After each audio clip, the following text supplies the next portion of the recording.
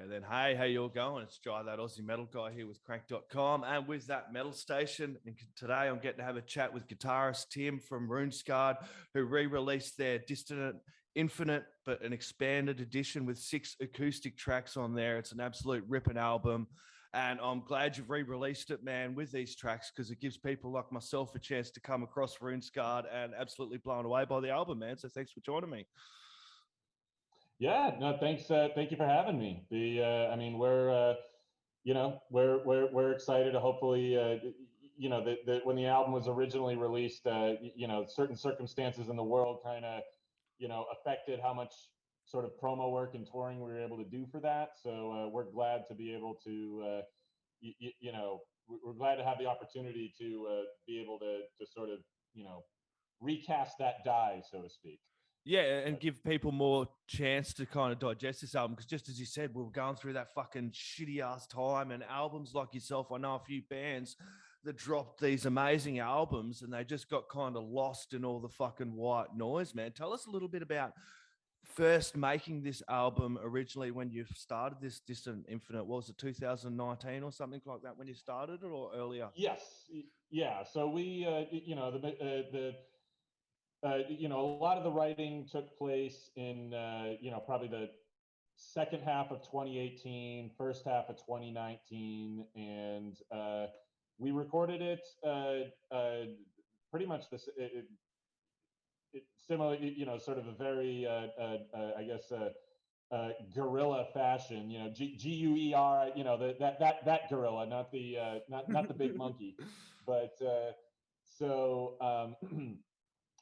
Yeah, no, we recorded a lot of that actually at the house at various band members' houses. Like we had, so our engineer and recording engineer, who's the brother of Ben, our singer. So I'm kind of jumping around here a lot of bit, but he was like the man with the mobile unit, and he kind of like, we did drums at Peyton's house, our drummer. We did guitars and whatever at Skunk's place, and then we got all that done, and then we recorded all of the vocals at the studio that he was working with at the time. I think it was a Studio 19, I believe it was called. It was in Lubbock, Texas. So Ben and I made we made the 5+ hour trek from Austin to Lubbock. And spent several days there working on that, and then so I mean that, and it was just it's. I mean, because we had released a handful of songs before that. We had an EP, we had a single or whatever. This is sort of our first complete sentence, complete statement as a band. Yep. So I think we wrapped up recording towards the end of summer of 2019, and then spent a few months mixing and getting all that stuff ready. And we originally released it in February of 2020, and which was sort of right up against the timeline of when everything started. Wasn't that too long after that when things started closing down, and we lost the opportunities we would have had to have played out. So fast forward to now, and with the re-release back in 24th of September, this come out. When did you sit back and go, okay, then this album didn't get the traction it deserved, didn't get the proper promo and chance to play it live? When were you like, okay, and we got to do something with this, because it is a great album, it is a really good listen. When were you like, okay, and we want to do something else with this? And when were you like, let's do these acoustic tracks with it, and then re-released it as an expanded edition? Yeah, so it was kind of, they kind of worked, they kind of worked within, they started as separate things. Yep. And then sort of we figured, okay, well, these sound like things we can put together, right? So the acoustic things so I guess what started is like, okay, well, everything started closing down. We had nowhere to play. So it's like, all right, well, what do we do? And it was around that time when our. Wait up, what? Your audio. Check your audio there. 2 seconds. Have you pressed something on your audio? Hold up. I have totally lost audio. Okay, that's all, you know, that's Okay, and you were just saying about wanting to do something different, and you've all kind of started these tracks out acoustically. I got there in your area. yeah. It wasn't So originally. yeah, it wasn't originally planned to be like sort of a companion piece to the album. Basically, I mean, it sort of arose from maybe a bit of boredom because it's like, okay, we didn't have any shows. Our original bass player, Josh Robbins, he left to focus on some other things he was doing, and you know, we're still very good friends with him. Enter our new bass player, also by Josh, because you know we can't be bothered to remember you know too many names, right? So we now have Josh Wolfer in on bass, and in addition to being a pretty badass bassist, Josh has an amazing ear for audio production. He does a lot of work, you know, a lot of work along with Ben in some of the filmmaking that they do. Like he's got a great ear for any kind of sounds, and he's got a great, awesome home studio setup. So we're like, all right, well, you're in the band now. You got a cool studio, so now if you don't mind, we'll start. You know, how about let's start doing some recordings, right? So then that seemed like kind of an easy thing to do. It's like, oh well, you know, it would be kind of a cool idea to maybe do like one or two songs, and then that turned into, all right, well, okay, so then let's rearrange some of the old stuff acoustically. Then we had a brand new song that we wrote, and Ben had always wanted to cover Elton John's "Madman Across the Water," which is on there too. So it's like then all of a sudden everything just started to take shape and really come into focus, and so then that became kind of what we were working on for the better part of last year. And then when we get to this year, it's like, okay, well, all right, so we're going to put this out. You know, it's not, I mean, it's about, you know, half dozen songs or whatever, but it already, I mean, some of the songs from the Distant Infinite. And then I guess it probably wasn't until uh, maybe until earlier this year, maybe about, you know, I would say maybe springtime or something, where we're like, oh, okay, well, maybe it would make sense. Maybe if we tied it in with, you know, with the original album, kind of brought them out both together, because we're still putting out new videos, new music videos for some of the songs off the Distant Infinite. So it's like it felt like it was, you know, the pieces started to fall together, and it's like, okay, well, this acoustic stuff kind of can serve as, you know, sort of an appendix, some kind of bonus material to this other story that wasn't quite fully told. You know, we never, since we didn't really get a chance to finish that cycle, if you will, of the full length. So. Yeah, Fenn's got a cool voice on him, man. Amazing voice. And this acoustic, like you listen to that album and then you play the acoustic, and it kind of showcases the voice a little more as well. I thought anyway, and it just sat really well at the end of it. Yeah, no, absolutely. I mean, he's got, you know, he's got quite a versatile set of pipes on him, and I think it's, you know, I mean, he's pretty modest about that, believe it or not. You probably take a lot to get him to admit it himself, but I don't mind. I'll be his. I'll champion him nonetheless. But the Elton John cover was cool as, you know what I mean? Like the voice, and it was really good. And I found that the Twisting Flesh, that was a really cool version. You had the horns in there, and almost like, you know, it felt a little bit of like you being from Texas and a little bit of that area and that heritage and things like that as well into that track. Yeah, no, that's you know, it's yeah. So it's like, funny that you bring that up, because it was like that was so. Some of the arrangement idea, at least the basic idea of it, was to give it sort of that cowboy gallop, you know, almost kind of like you know, and it was like, all right, well, what if part of the song kind of almost with like a Johnny Cash kind of thing, and have like the real, you know, low vocals and stuff like that, and then maybe some of it had this other kind of maybe a bit of a Spanish tinge to it. And then the trumpet thing, funny enough, that was, so what had happened with that is that we had most of the song tracked, and I was thinking, we were just listening, Josh and I were listening to the intro, and we're like, oh man, we're like, I could just picture like kind of like a dirty, almost like Ennio Morricone, like an old spaghetti western or something, just this lonely trumpet.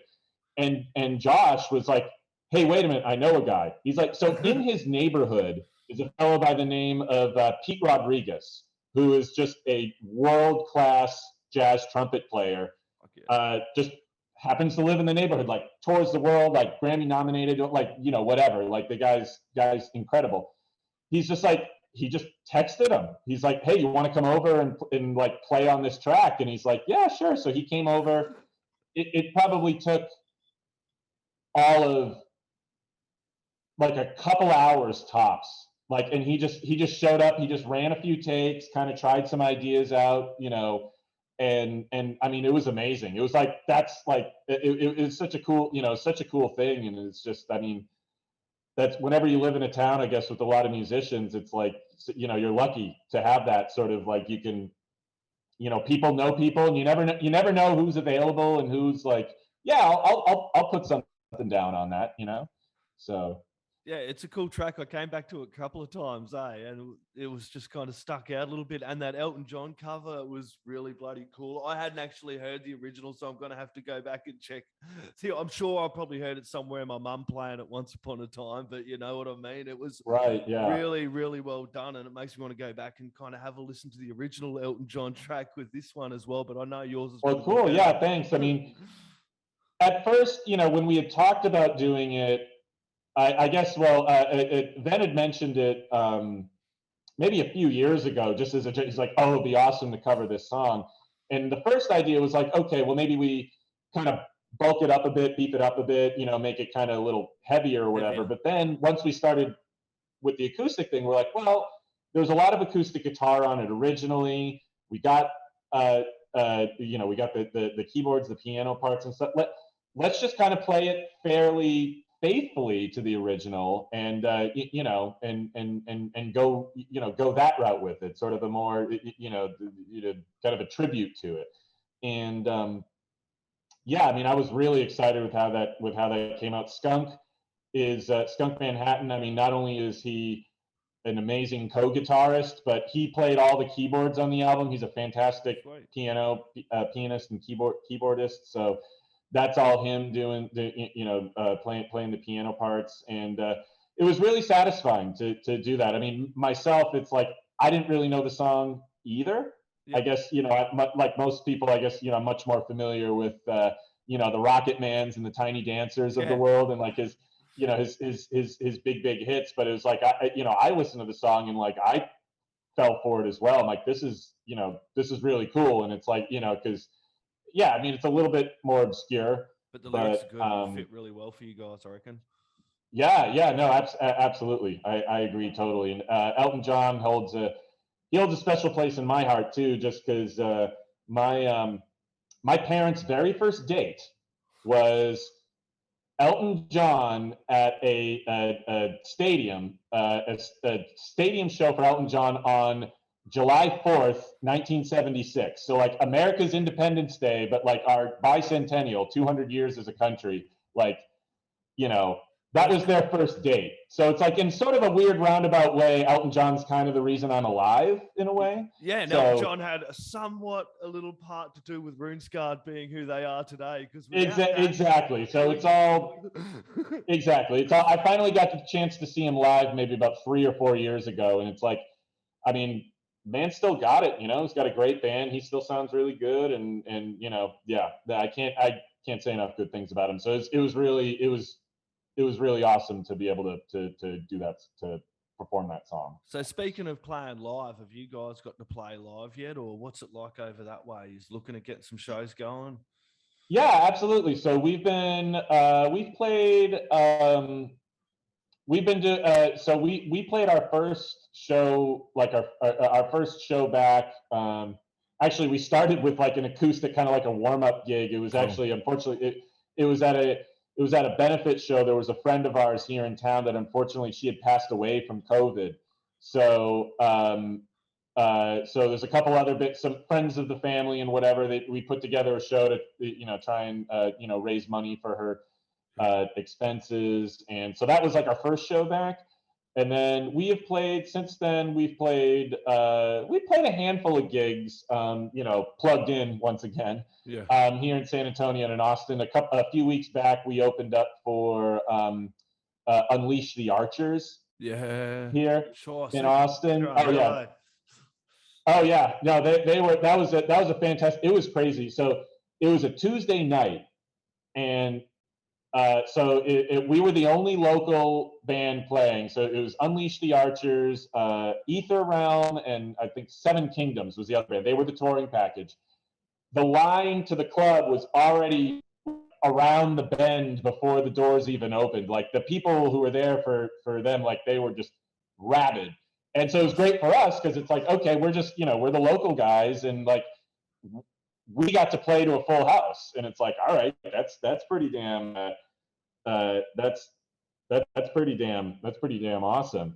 And yeah, I mean, they're just all of those bands are great. I mean, they had the crowd in the palm of their hands. It's always fun playing to a crowd that's maybe a little bit more on like the power metal side. Yep. because like that type of music, it's so caffeinated, right? And it's so energetic, like that the people at those shows, like they're already like wanting to go like nuts, right? Whereas opposed to, and I don't want to talk down per se, but it's like sometimes maybe, the shows where it's like, maybe if it's more of like a death, tech death kind of vibe, it's like you get a lot of like crossed arms and they're just like really serious dudes just like kind of standing in the back. And it's like, I don't know, we try to, we want the audience to participate. We try to be as much fun on stage as we can. It's good to do shows like that for you guys as well. Like you get more ears around your music, and they come along and they, go there to see Unleash the Archers or whatever band they're going to see, and then they catch you guys, and then you get the extra ears around your music. And that's how important the live music scene is. What bands like yourself and so many other bands around the world, and myself as a fan, is totally missing that connection with bands and going over to the merch stand and saying g'day to the dudes that are playing up on stage as well. It's just something that we've heavily missed, and what we really, really need in the music industry, because people just streaming so much. I think that's supporting the band. It's great to stream, but it's also great to buy tickets to shows, buy albums, buy merch, and support the band that you love.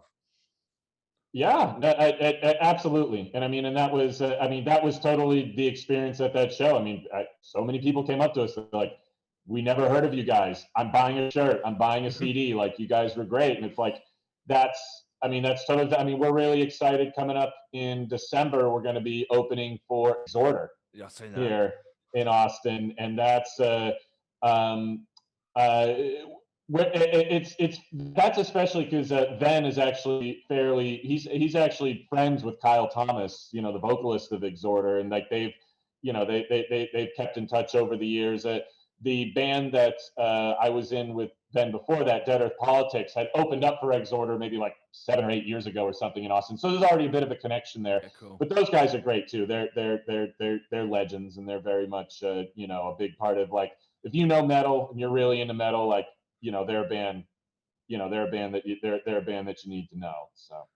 Awesome. Tim, we're going to sign out, man. Do you have any last words, shout outs, or thank yous you'd like to add in there, my friend? Yeah, I guess we want to give a special thanks to Curtis and Holly at Dwar PR for helping to set up this interview, and they've been doing great work for us with this re-release to help get the word out as best as possible. And yeah, just we're looking forward to that Exhorder show in December, and hopefully.